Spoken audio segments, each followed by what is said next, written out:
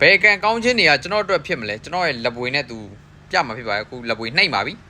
ကန်ကောင်းချင်းနဲ့ကန်ဆိုးချင်းနဲ့ကျမ်းမာချင်းနဲ့ပြီးတော့ကျတော့ brain IQ ကောင်းချင်းနဲ့ happy zone နဲ့ပေါ့ပြီးရင်ကြောက်တံပရများနဲ့ကျွန်တော်ဘယ်ဟာကိုရမလဲပေါ့ဗျာခင်ဗျားတို့တစ်ချက်ကဲရော့ရတော့မယ်ယေးရပြီကဲမျက်စိမိတ်ထားလိုက်မယ်ဗျာမျက်စိမိတ်ထားလိုက်မယ်ကျွန်တော်မျက်စိလေးမိတ်ပြီးတော့နေလိုက်မယ်ဘာတွေကျွန်တော်ရမလဲโอเค86ရာခိုင်နှုန်းရတယ်ဘီလီယံနာဖြစ်မယ်ဟာကောင်းလိုက်လားကန်ကောင်းချင်းတွေကလည်း56ရာခိုင်နှုန်းတော့ဖြစ်မယ်ကျွန်တော်ကကျမ်းမာတန်ဆွမ်းပြီးတော့94ရာခိုင်နှုန်း brain IQ ကတော့92ဒါကတော့ကျွန်တော်လက်ခံပါတယ် happy zone လည်းမစိုးပါဘူးဒါဆိုတော့ကျွန်တော်တက်ကတော့ဒီ effect ကပြီးပြည့်စုံတယ်လို့ပြောလို့ရတယ်ခင်ဗျားတို့စောကြည့်လို့ရတယ်နော်